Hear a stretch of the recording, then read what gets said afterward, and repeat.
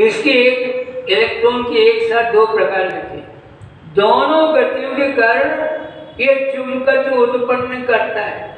ये जो कक्षीय गति है, ऑर्बिटल मोशन, जो वृत्तीय मार्ग की गति है, इसके कारण भी चुंबकत्व उत्पन्न करता है। और ये चक्रण करता चलता है, इस प्रकार घूमता हुआ चक्रण करता हुआ चलता है, इसके कारण भी चुंबकत्व उत्पन्न करता है। लेकिन बड़ी मजे की बात है, ये जो वृत्तीय गति है, इसके कारण जो चुंबकत्व है या चुंबकत्व का विभव है, आघूर्ण है, वो कम होता है, बहुत कम होता है। अधिकांश जो विभव आघूर्ण है वो इलेक्ट्रॉन की चक्रण गति के ही कारण होता है। जो आघूर्ण में जो सबसे ज्यादा योगदान है वो फिर से देख लें अपन, इलेक्ट्रॉन के चक्रण का सबसे ज्यादा योगदान होता है। अब इसी आधार पर हम देखें तो हम यहाँ समीकरण 6 पर पहुंच गए थे। वेक्टर m बराबर q/2 वेक्टर l/m। इसमें मान लिखेंगे हम, इलेक्ट्रॉन के संगत मान इसमें लिख देंगे। चलो मैं यहाँ लिख लेता हूँ, थोड़ी सी जगह का इस्तेमाल करके इसको। तो मैं लिखूंगा वेक्टर m, चलो परिमाण लिख लेते हम। परिमाण लिखेंगे तो हमको सदिश नहीं लगाएंगे और q के स्थान पर हम e लिख देंगे। माइनस ही नहीं लगा रहे क्योंकि मैं केवल अभी परिमाण की बात कर रहा हूँ, केवल मैग्नीट्यूड की बात कर रहा हूँ मैं। तो m बराबर मैंने लिखा e लिखा और बटे में 2 लिखा, m को m ही लिखा।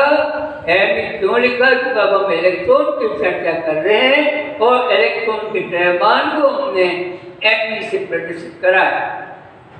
अब वेक्टर l और है यहाँ पर, लेकिन वेक्टर l के लिए हम वेबर की क्वांटम परिकल्पना के आधार पर इसको लिख सकते हैं अपन NH और अपॉन 2 पाई लिख देंगे। चलो देख लें, 2 का गुणा हो जाएगा तो संबंध आ जाएगा। n में बाहर लिख लेता हूँ और ब्रैकेट के अंदर लिखने जा रहा हूँ मैं EH और बटे में 2 तो 4 हो जाएगा और पाई हो जाएगा और m ही हो जाएगा। ये समीकरण मैंने इस रूप में लिख दिया है, ये यहाँ पर लिखा हुआ यही समीकरण मैंने लिख दिया है। अब यहाँ देख लो प्लीज, इस समीकरण में ये कैपिटल M क्या है? तो द्विध्रुव, चुंबकीय द्विध्रुव। इलेक्ट्रॉन की जो घूर्णन गति है, किसी अक्ष के पलटन जो घूर्णन गति है, इस घूर्णन गति के कारण जो चुंबकीय द्विध्रुव आघूर्ण है उसका समीकरण यहाँ पर लिखा हुआ। लेकिन ये जो हम देख रहे हैं इसमें देखिए पर ये नेटांक है, ई का मान हमने पहले लिखा हुआ है। एच प्रांत नेटांक ये भी हमने लिखा हुआ, ये भी नियत राशि है। एम ये भी नियत राशि है और 4 पाई तो नियत राशि होती है। इस संबंध में अब यो लिख देते हैं इसको, चुंबकीय द्विध्रुव आघूर्ण बराबर n इंटू म्यू बी लिख दिया। n इंटू म्यू बी, ये म्यू माने मैग्नेटॉन, बी माने बोर। ये जो राशि से बोर मैग्नेटॉन के नाम से पुकारते हैं, बोर के सम्मान में इसको, इस राशि को बोर मैग्नेटॉन के नाम से पुकारते हैं। तो अगर इलेक्ट्रॉन परिक्रमा कर रहा है, अगर पहली कक्षा में परिक्रमा करेगा, n बराबर 1 लिख देंगे तो म्यू बराबर m बराबर म्यू भी आ जाएगा। दूसरी कक्षा में तो n को 2 लिख देंगे हम। इस प्रकार से n बराबर n इंटू म्यू बी का मैंने नाम बताया है। जैसे म्यू माने मैग्नेटॉन और बी माने बोर, इसको बोर मैग्नेटॉन के नाम से पुकारते, म्यू बी को बोर मैग्नेटॉन के नाम से पुकारते। और इसका मान तो देख रहे पर नियत होगा, सबके मान EH ये सबके मान, इसका मतलब ये बोर मैग्नेटॉन का मान भी नियत होगा। हाँ, बोर मैग्नेटॉन का मान नियत होता है। ये सब EH पाई m सब के मान यहाँ से देख के लिखें और हल करें। तो ये जो बोर मैग्नेटॉन है, जैसे म्यू बी का है, म्यू बी का मान आता है 9.2 इंटू 10⁻⁴ एम्पियर मीटर स्क्वायर। मैंने लिखा यहाँ पर म्यू बी माने बोर मैग्नीट्यूड, इसका मान 9.2 × 10⁻24 एम्पियर मीटर स्क्वायर प्राप्त होता है। तो किसी परमाणु का सबसे कम कितना चुंबकीय आघूर्ण होगा? अरे पहली कक्षा में 1 इलेक्ट्रॉन होगा अगर, तो सबसे कम होगा उसका चुंबकीय आघूर्ण। पहली कक्षा में 1 इलेक्ट्रॉन माने n बराबर 1 लिख दे, तब म्यू बी का मान कितना आएगा? 9.2 × 10⁻24 एम्पियर मीटर स्क्वायर।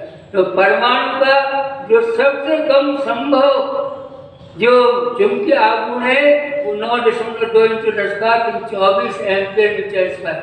इससे कम संभव नहीं है, ये न्यूनतम संभव चुंबकीय आघूर्ण है। और कब? जब 1 इलेक्ट्रॉन हो, और 1 इलेक्ट्रॉन होगा स्वाभाविक तो पहली कक्षा में होगा, तो नाभिक के बाहर की पहली कक्षा में होगा। तो परमाणु का सबसे कम संभव माने जो सबसे कम संभव चुंबकीय आघूर्ण है वो बोर मैग्नेट्रॉन के बराबर होता है, उसका मान 9.2 × 10⁻24 एम्पियर मीटर स्क्वायर है। ये हमने इलेक्ट्रॉन की गति के कारण चुंबकीय आघूर्ण जो उत्पन्न होता है उसकी गणना हमने यहाँ पर कर दी है। और हम चुंबकीय क्षेत्र की तीव्रता का अध्ययन करेंगे और अक्षीय स्थिति में, निरक्षीय स्थिति में भी किस प्रकार से तीव्रताएं ज्ञात होती हैं, अब उनका भी अध्ययन करेंगे।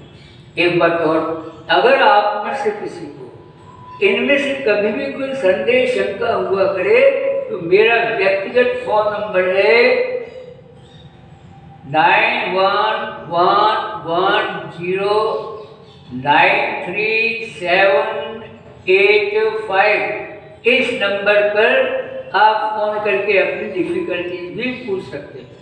एक और फोन नंबर है जो मेरा पुराना फोन नंबर है, अक्सर कर कभी कभी बंद रहता हो, लेकिन वो भी मैं लिख दूँ 8109437885।